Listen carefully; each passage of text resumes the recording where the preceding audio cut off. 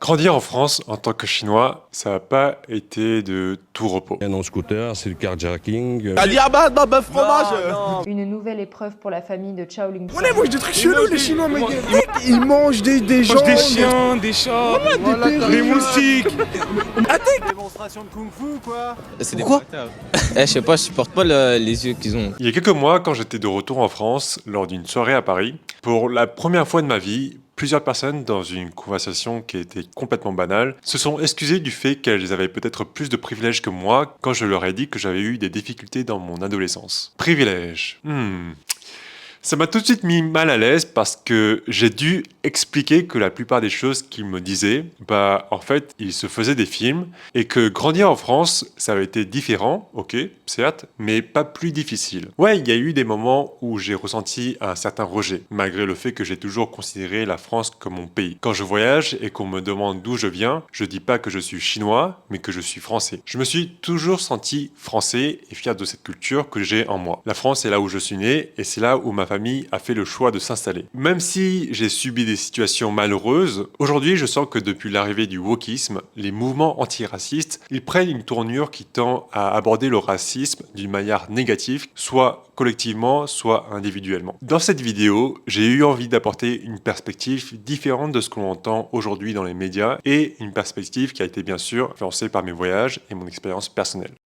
C'est quoi le racisme ?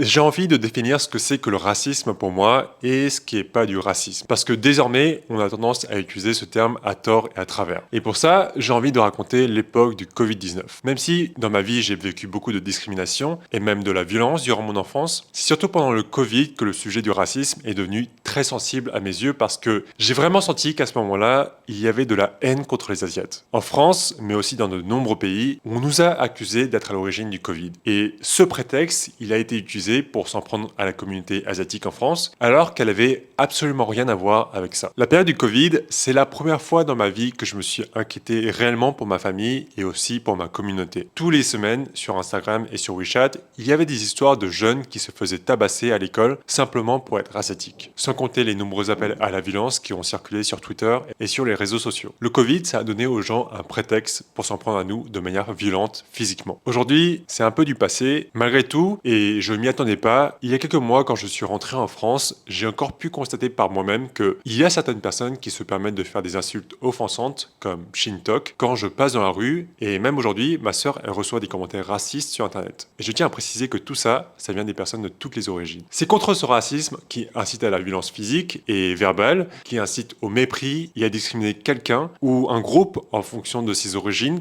que j'ai toujours voulu lutter. Maintenant, le problème, c'est que de nos jours, le racisme, sous l'influence du mouvement woke des États-Unis, il commence à prendre une définition qui est beaucoup plus large en France. Aujourd'hui, on essaye de définir le racisme comme un système d'oppression qui a été mis en place au sein des sociétés occidentales et qui cherche volontairement à marginaliser les minorités. C'est ce qu'ils appellent le racisme systémique. Du racisme systémique ou du racisme institutionnel, c'est une notion tout à fait utile parce qu'elle permet d'abord de penser la question du racisme de manière plus globale que simplement la dérive d'une personne qui se comporterait mal.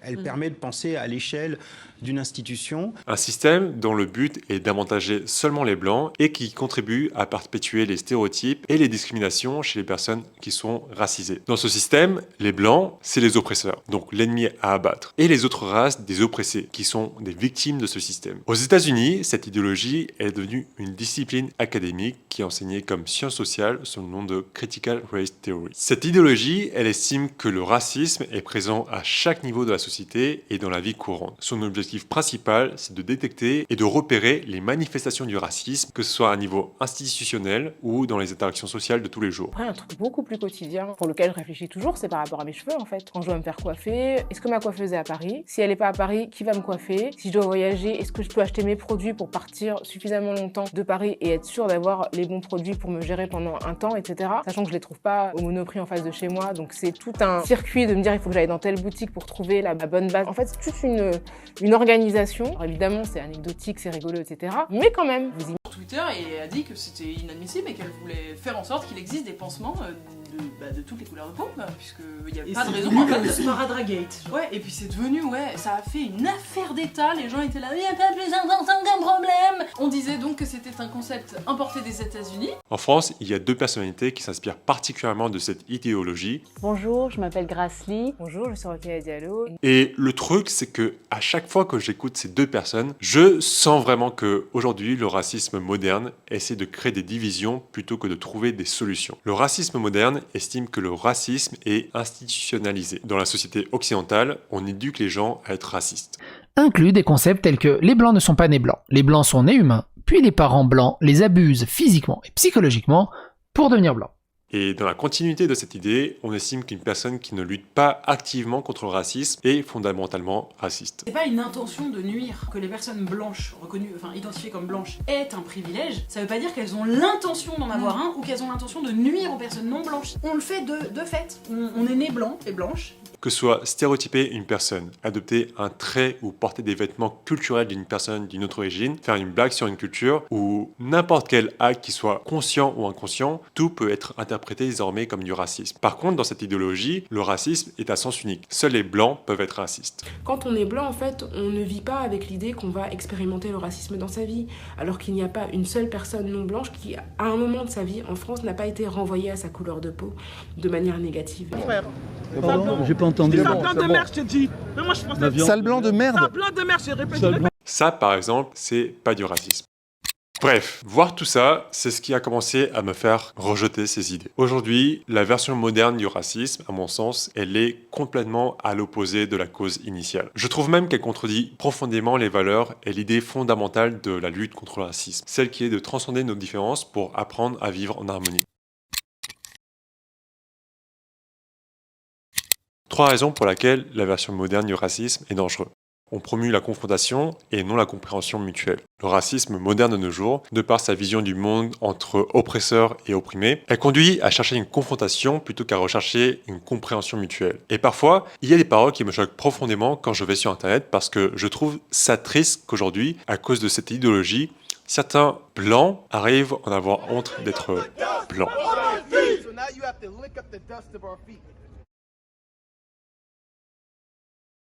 Sous le couvert de justice sociale, aujourd'hui, on accepte de nouveau de discriminer certains groupes, voire même de hiérarchiser de nouveau les races, et notamment avec le concept de white privilege. L'autre truc aussi, c'est qu'on ne permet plus de débattre. Si on vous dit personnellement qu'une chose nous dérange, qu'une chose pour nous a été une agression, ne remettez surtout pas en question. On réécrit l'histoire. Vous savez, les traumatismes se transmettent par l'ADN. Donc parfois, ça peut révéler un trouble par les ancêtres. La natation, c'est pareil. Il faut savoir que le rapport à l'eau, on a fait en sorte que les Noirs n'apprennent pas à nager pour ne pas qu'ils puissent s'enfuir d'une île à une autre. On cancelle toute personne, tout acte ou toute parole qui est jugée offensant envers les minorités. Distinguish people by their race or gender or anything.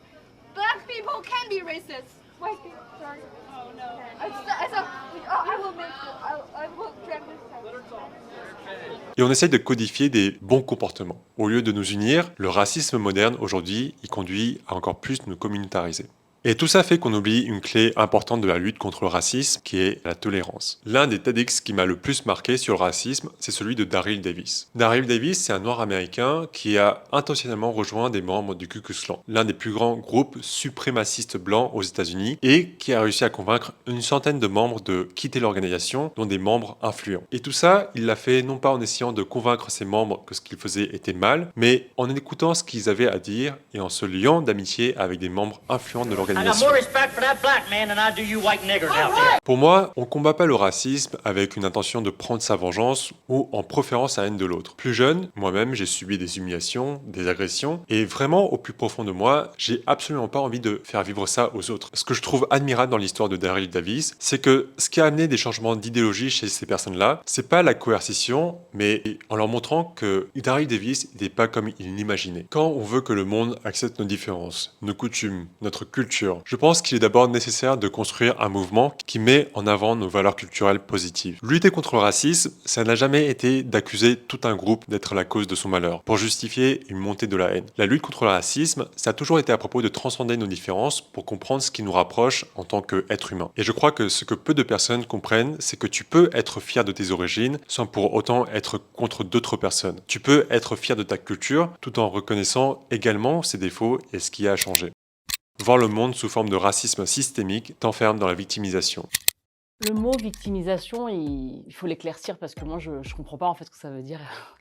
Je veux dire que post-Covid, j'ai lu beaucoup d'articles sur le racisme et cette idée m'a éduqué à revoir l'histoire de ma vie à travers d'un possible racisme qui aurait pu me discriminer à chacune des étapes dans ma vie. Du coup, ça fait que je me suis dit que peut-être que si ma carrière d'acteur a pas décollé, c'est parce que l'industrie du cinéma français est peut-être limitée par des stéréotypes qui sont préétablis et donc qui n'offrent pas d'opportunités pour les acteurs d'origine chinoise. Je me suis dit que si je perce pas sur YouTube, c'est peut-être parce que historiquement, la France est un pays qui crée des obstacles supplémentaires pour les personnes issues de minorités. Il y a dans l'idéologie du racisme moderne quelque chose qui nourrit cette idée qu'en tant que personne racisée, ce n'est pas nous qui avons un problème, mais la société. On nous dit que si on avait eu les mêmes opportunités que les personnes blanches, nos talents ils s'épanouiraient et on pourrait réussir pleinement. Que ce n'est pas de notre faute si on a des malheurs dans notre vie et des problèmes parce que ça découle d'un racisme systémique. Et voilà. On a une population qui a subi des traumatismes sur des générations.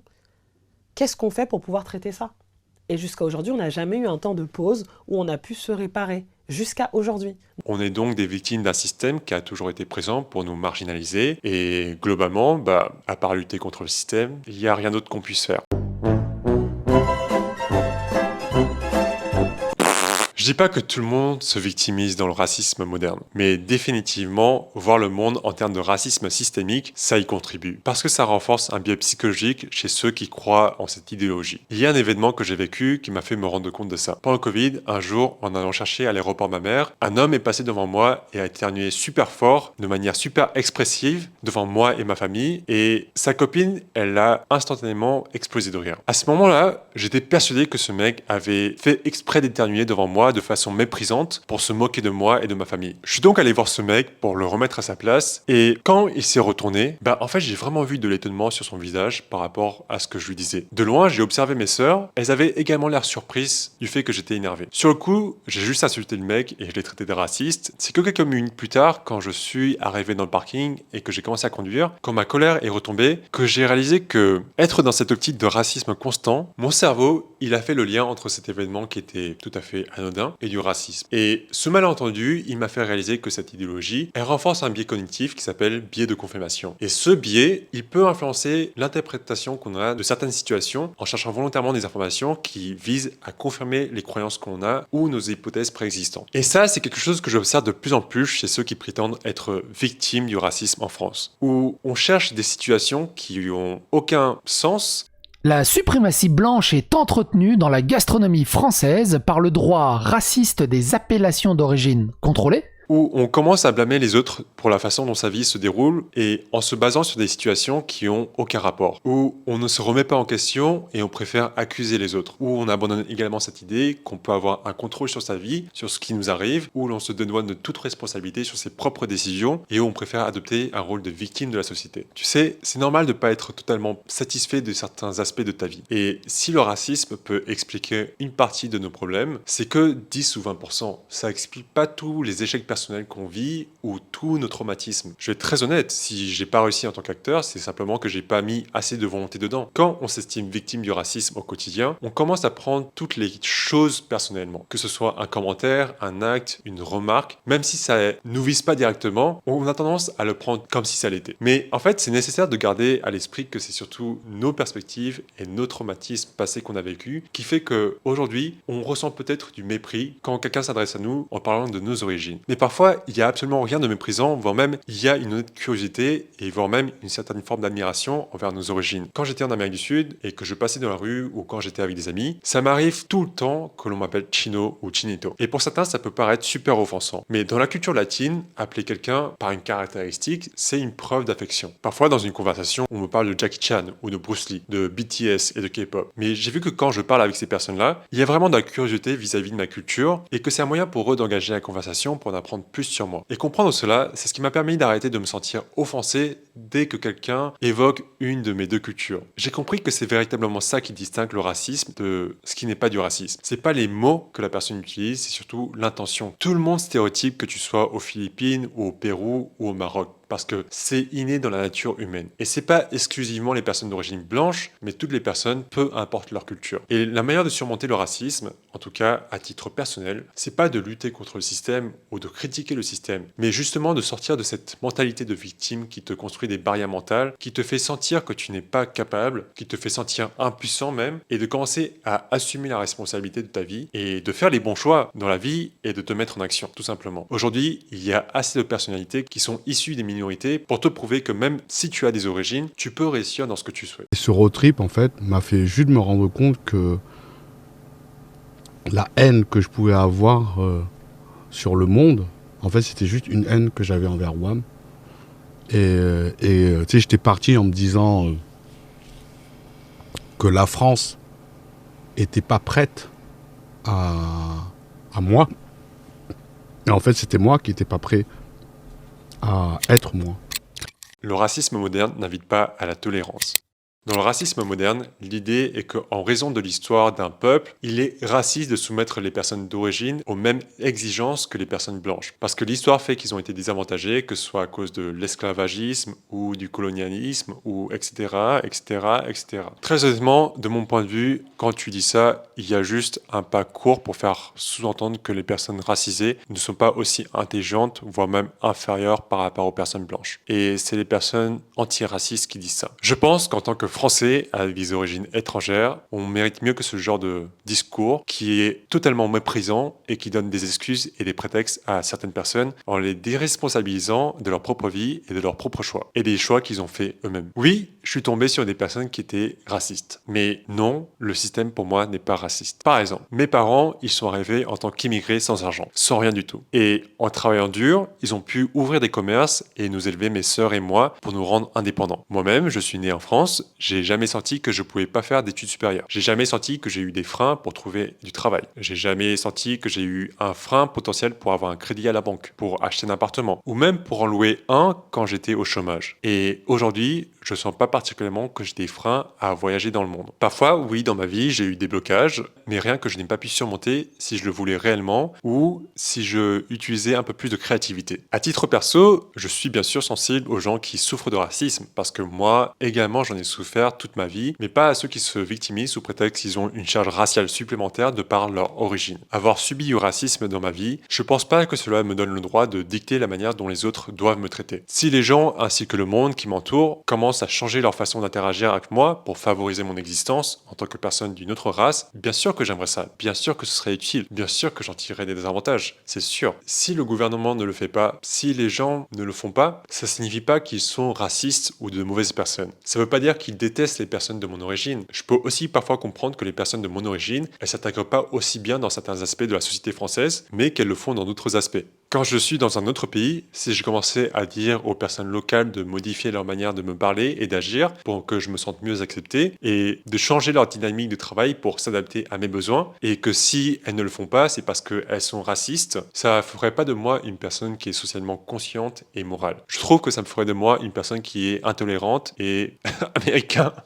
Ok, désolé, c'était une petite blague. Tu es pas courageux pour vouloir que tout soit adapté autour de toi pour répondre à tes besoins en tant que personne d'une autre race. Tu es courageux quand tu fais face au racisme et que tu réussis tout de même à croître personnellement. Comment véritablement lutter contre le racisme? Le but de cette vidéo, c'est pas de nier l'existence du racisme, seulement l'extrémisme que ce mouvement commence à prendre en France. Parce que peu importe les préjudices qu'on a subis à cause de nos origines, ça veut pas dire qu'on est en droit d'exiger des privilèges ou des facilités, ou pire de justifier le droit à une certaine vengeance. Pour moi, la lutte contre le racisme, ça a toujours été à propos de transcender nos différences pour comprendre ce qui nous rapproche en tant qu'être humain. Et la manière de le faire, c'est de contribuer à ce que l'on se comprenne davantage. Culturellement, les valeurs valeurs asiatiques ont toujours été dans la bienveillance, dans l'éducation et dans l'exemplarité. Historiquement, on a toujours pris les circonstances douloureuses pour chercher à évoluer personnellement. Dans les valeurs que nos parents nous ont appris, on n'a jamais eu l'apitoiement sur notre sort ou la victimisation. Et je pense que comprendre tout ça, c'est nécessaire pour développer un mouvement qui est fidèle à notre identité et qui contribue à ce que les gens nous considèrent mieux en France. Encore une fois, en voyageant, j'ai vu que les êtres humains stéréotypent partout dans le monde, quelle que soit leur origine. Tout le monde stéréotype à divers degrés, non par méchanceté,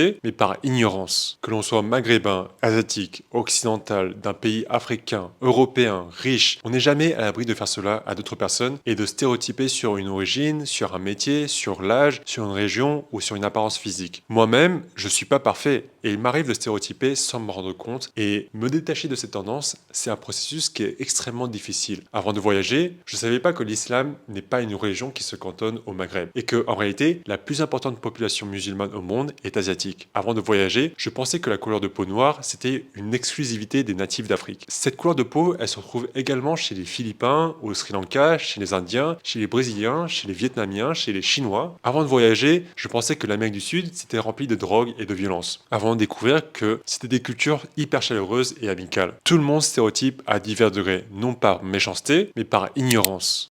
Très récemment, j'ai découvert un nouveau mot, archétype. Quand les stéréotypes sont des généralisations qui sont un peu simplistes et qui sont souvent préjudiciables, les archétypes, c'est des modèles symboliques et profonds et universels duquel se construit un idéal. Et ces dernières années, la perception des Asiatiques, elle a évolué non pas par la coercition ou par la force, mais parce que la culture coréenne, à travers la K-pop et le K-drama, la culture japonaise, ils ont construit des nouveaux archétypes. En France, on est soudainement passé du chinois de base qui était très stéréotypé à voir que les Asiatiques sont aujourd'hui cool et tendance. La nouvelle génération de restaurateurs asiatiques en Ile-de-France, ils ont commencé à donner un nouveau regard sur le restaurant chinois qui était auparavant considéré comme des usines à chiens. En France, les comédiens comme Frédéric Shaw et Bunai Min, ils montrent qu'on a notre place dans le cinéma français et par-dessus tout, des acteurs et actrices comme Michelle Yeoh et Simu Liu montrent qu'il est possible d'atteindre les sommets à Hollywood avec suffisamment d'efforts. Le changement de notre image, elle ne doit pas venir d'une approbation de la société, mais c'est d'abord une responsabilité individuelle de prendre sa part de responsabilité dans l'amélioration de l'image de la communauté. Et c'est l'une des raisons qui m'a poussé à créer cette chaîne YouTube aussi. C'est que moi-même, j'ai choisi d'embrasser ces problématiques et de montrer que nous aussi, on peut se cantonner à d'autres rôles. Que je suis un Asiate qui peut danser aussi bien qu'un Latino. Que je suis un Asiatique qui ne correspond pas aux stéréotypes du docteur ou du comptable. Et ça, c'est un travail que nous, les Asiatiques, devons accomplir ensemble en prenant chacun sa part de responsabilité. Quand tu montres aux gens que tu fais les choses différemment, tu donnes une autre facette de notre communauté au monde. Tu montres qu'il est possible de nous attribuer des rôles dans lesquels on ne nous imaginait pas et tu permets de montrer aux jeunes de notre communauté qu'il y a un autre chemin possible que celui qu'on leur a défini. Qu'ils ne sont pas forcément condamnés à rester dans ce qu'ils pensent être normal. Que bien que l'on soit différent de l'extérieur, intérieurement, il y a beaucoup de choses qui nous rapprochent.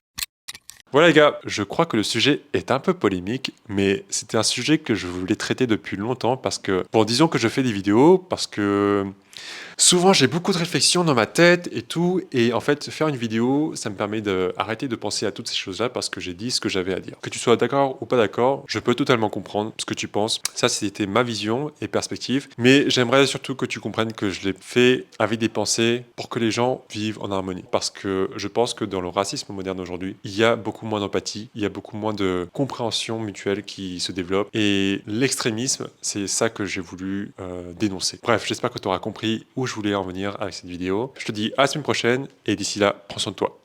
Ciao.